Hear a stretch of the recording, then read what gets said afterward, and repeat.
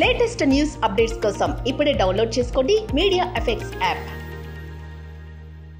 Welcome to media effects. పేదవాడికి పట్టెడ అన్నం పెట్టే అన్న క్యాంటీన్లు 2014-2019 మధ్య చంద్రబాబు సర్కార్ ఏర్పాటు చేసింది.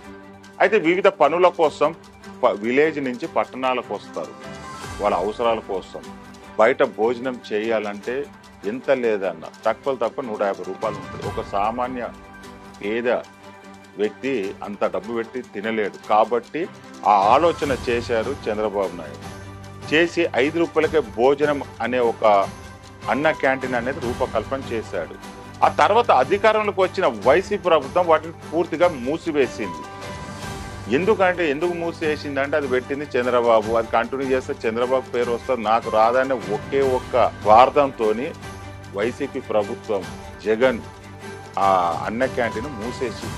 కానీ ఇప్పుడు మళ్ళీ ఎన్డీఏ కూటమి అంటే మళ్ళీ చంద్రబాబు సీఎం అయ్యాడు కాబట్టి మళ్ళీ అన్న క్యాంటీన్లు మళ్ళీ తెరవాలని నిర్ణయించడంతో సర్వత్రా హర్షం వ్యక్తం చేస్తున్నారు. 3 వారాల్లో రాష్ట్ర వ్యాప్తంగా అన్న క్యాంటీన్లు ప్రారంభించాలా కార్యాచరణ సిద్ధం చేస్తున్నారు అధికారులు. అయితే క్యాంటీన్ నిర్వహణ మళ్ళీ ఇస్కాన్కే ఇవ్వాలా లేకపోతే టెండర్కి పిలవాలన్న దానిపై ప్రభుత్వం అధ్యయనం చేస్తుంది. సెప్టెంబర్ 21లోగా 203 క్యాంటీన్లు ప్రారంభించున్నారు. అయితే ముందుగా 3 వారాల్లో 100 క్యాంటీన్లు ఓపెన్ చేయాలన్నారు. దీంట్లో మున్సిపల్ కార్పొరేషన్ కమిషనర్లతో పాటు ప్రజారోగ్య పట్టణ ప్రణాళిక విభాగ అధికారులు ఈ ప్రాజెక్టులో భాగస్వాములుగా చేశారు. అయితే పాత పద్ధతిలో 3 పూటల్లో ప్రజలకు ఆహారం అందిస్తామన్నారు. అప్పట్లో ఇస్కాన్కు ప్రభుత్వం ఒక్క ప్లేటుకు 3 పూటలు కలిపి 58 రూపాయలు చెల్లించేది.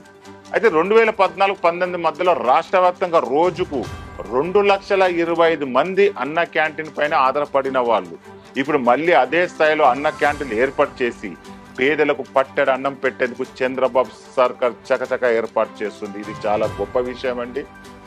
గత ప్రభుత్వం వైఎస్ఆర్సీపీ ప్రభుత్వము ఇది మూసేయడం చాలా దారుణము. ఎందుకంటే ఒక పేదోని గురించి ఆలోచించే వ్యక్తి చంద్రబాబు. అందుకే ఈ అన్న క్యాంటీన్ వల్ల 5 రూపాయలకు భోజనం దొరుకుతుందంటే ఇది సర్వత్రా హర్షం వ్యక్తం చేస్తున్నారు. ఇలాంటి క్యాంటీన్లు భారతదేశ మొత్తము ప్రతి స్టేట్లో పెట్టాలని చాలా మంది అభిప్రాయం వ్యక్తం చేస్తున్నారు.